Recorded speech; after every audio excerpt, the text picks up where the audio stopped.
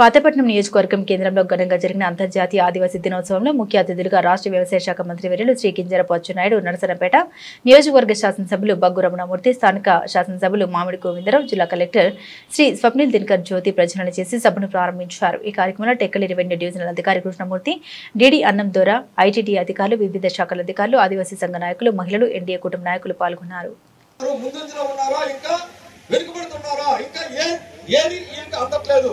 ప్రభుత్వ పరం కానీ లేకపోతే కేంద్ర రాష్ట్ర ప్రభుత్వంలో కానీ ఈ ప్రపంచ ఆదివాసీ దినోత్సవం అనేది ప్రపంచ స్థాయిలో ఈ రోజు మనకి ఒక ఆదివాసీ ప్రత్యేకమైన దినంగా ఈ రోజు ప్రవేశపెట్టడం జరిగింది.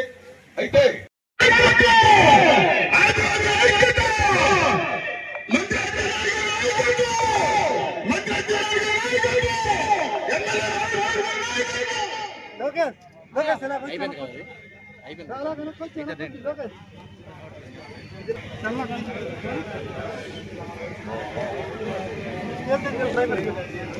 లక్షణ